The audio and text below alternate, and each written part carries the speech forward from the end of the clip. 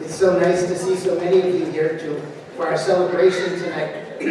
We're going to do it a little differently than normal, and it's not going to follow the pattern of your missalette, so you don't need to worry about your missalette so much tonight. But the whole point of tonight is we're looking at coming from the tomb all the way to the resurrection, and coming from darkness into light. So the Old Testament readings, the celebration tonight, well, the first thing you'll hear is in the beginning. And it talks about God creating the world, a beautiful reading from Genesis. And I think you all know he's got the whole world in his hands, so we can kind of all join in the singing as a response to that. And the Exodus reading is when God broke into human history and set his people free from Israel. And again, so that whole thing of not only darkness to light, but that God is calling us in the darkness yet to remember that he's going to set us free from our slavery. And then the Ezekiel reading, challenging us that God is going to give us new hearts, and he's going to sprinkle us with clean water and lead us into resurrection. Following the third reading, there's a response, give me a clean heart. And then I'll invite anybody who would like to come out, and we're going to make the new fire outside the door. And so just take your time. It'll be dark, so take your time. We'll have the light on in the corridor out there. But just take your time, come on out. It's kind of fun to walk around in the darkness in the church. And so anybody doesn't want to come, they'll be able to hear from in here because I'll be using my microphone. But then we'll light the new fire, and then we'll come to the front, the door there, and the deacon will lift up the Paschal candle and sing Light of Christ, and we're still in darkness, and then we'll respond.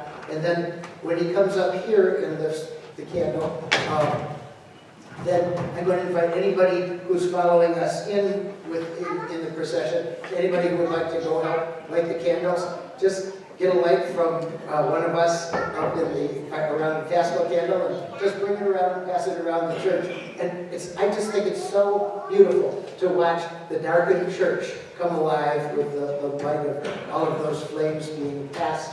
And then we'll hear the beautiful Easter proclamation, the gospel. The Gloria will be after the gospel tonight, kind of as a response. And as the Gloria is sung, the lights will come on, and we'll come back into the full light, having heard the gospel of the resurrection.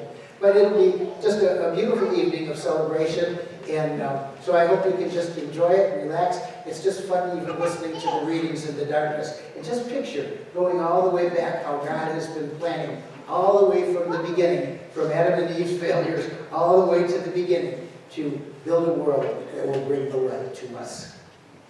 So now, when I go back, the church will be darkened, and the readers will take their places up over here for Genesis, Exodus, and Ezekiel.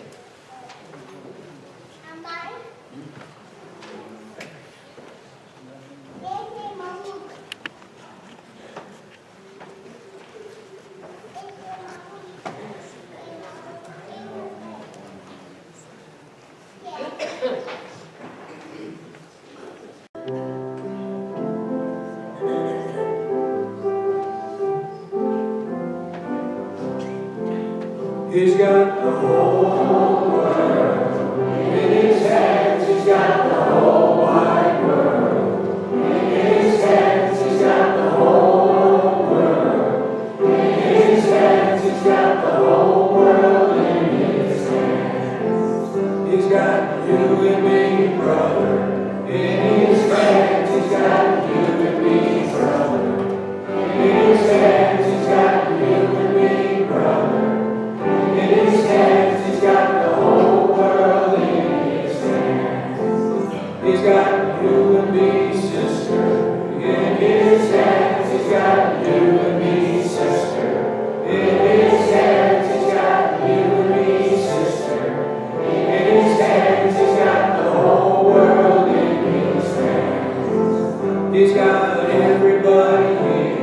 In his hands, he's got everybody here. In his hands, he's got everybody here.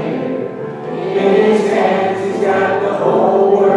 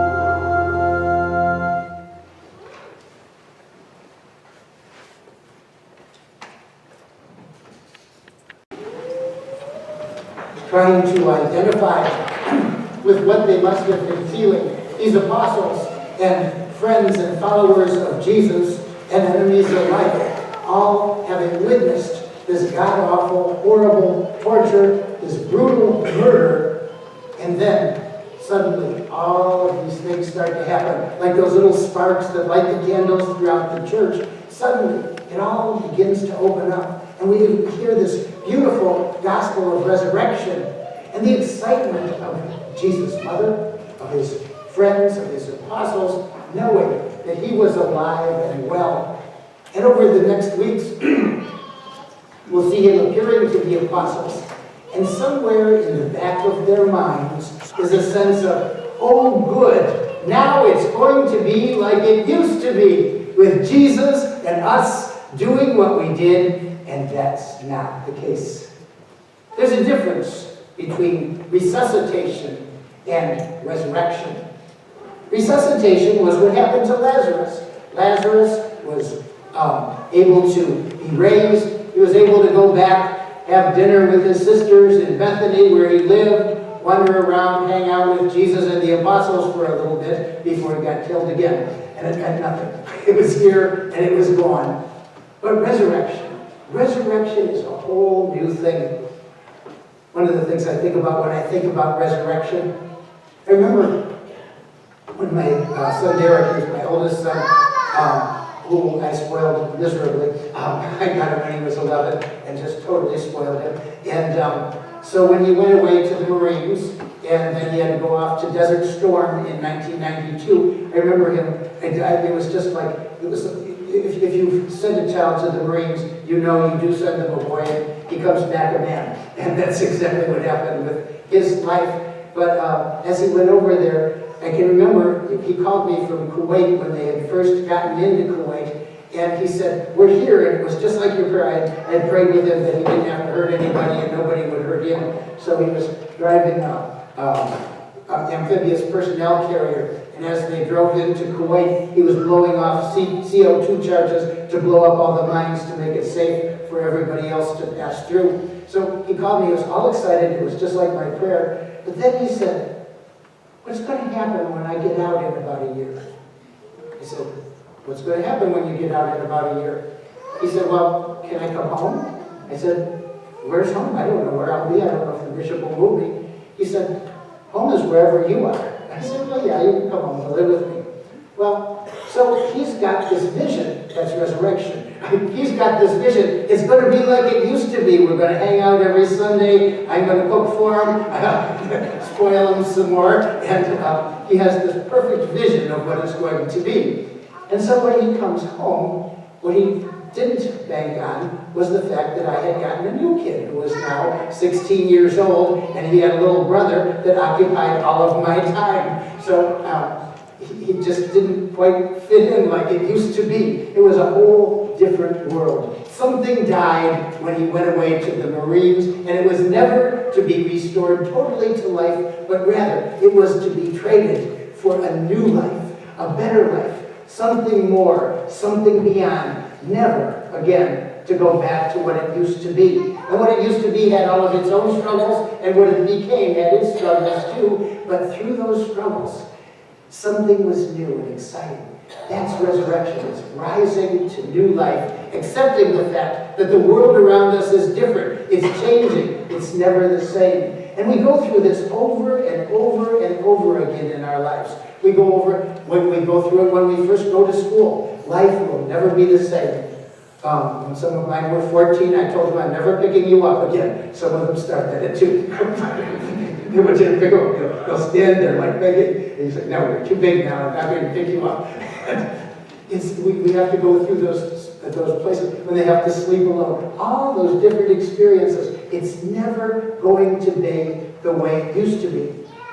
And each time that happens, we're faced with a choice of do I want to sit and mourn and be miserable and do everything I can to go back to what it used to be, even though it's never going to do that. I have to accept the fact that dead is dead. It's over, gone, and now I have a choice of staying dead so that Jesus said, let the dead bury the dead, or of choosing the new life that comes into our existence as we come through. And a lot of those stages, they don't come on our own. And it comes just because we age, it comes because people die, it comes when we retire, it comes when we move to a new, different place. And at each point, we're challenged with the point, do we want to grab on, or do we want to hold on to what used to be and just keep being miserable until it's like that? And it'll never be like that again. Or do we want to grab and excitedly build on the life that God gives us today until one day, like Jesus, we will be risen to a life where there is no more death, where there is no more change, where all will be fulfilled. And as we go through that process of life, it's always, we're faced with that choice. Excuse me. When the apostles accepted that choice. Now, what happened was they died as the little group that walked around with Jesus, watching him do miracles, listening to him preach, seeing him walk on water, wondering what he was going to tell them to do, calling all the shots. And now, he rose again, just so they could see there was something more far beyond all of these deaths. And he said, now, you let me live in you. Let your hands be my hands. Let your heart be my heart. Let your eyes and your ears be my eyes and ears. May your words be my words. May you take me in you. Die to that old self that's stuck on all kinds of things of the world that are leading nowhere, except where we just wish it used to be like it was, and we're never happy. Each of those stages, whether we stay in the old stage or whether we move to the new life Jesus offers us, they're all going to have a lot of problems. They're all going to have a lot of suffering. And indeed, they will all have death over and over and over again. But what Jesus did, he chose his death. He chose his death even on a cross at the hands of humans when he was God. And he said, we can choose this. So once I choose it, you can go into the worst torture if you choose it. And it's not horrible. And you watch people go into the boxing ring. You watch them when they watch our Cleveland sports teams. Why do we do this every year? It's like you watch people go climbing mountains and doing all kinds of extreme sports and jumping out of airplanes. And you say, now, why do we do these things? Well, there's something that's chosen because there's something to be accomplished, something to be gained. And when we choose whatever God gives me today, now, what do I have? How can I use it? What can I learn? How can I grow? And how can I bring Jesus and love somewhere into each of these spots? And when I do, then I truly live. And even though it may be hard at times, the pain just adds to the rush because I know I'm doing God's will. And I also know that because my Redeemer lives and lives forever, that one day I will live with him. One day I will be able to join with all the hosts of heaven as we are able to say, Jesus is risen and we are risen too. Hallelujah. The Lord is risen.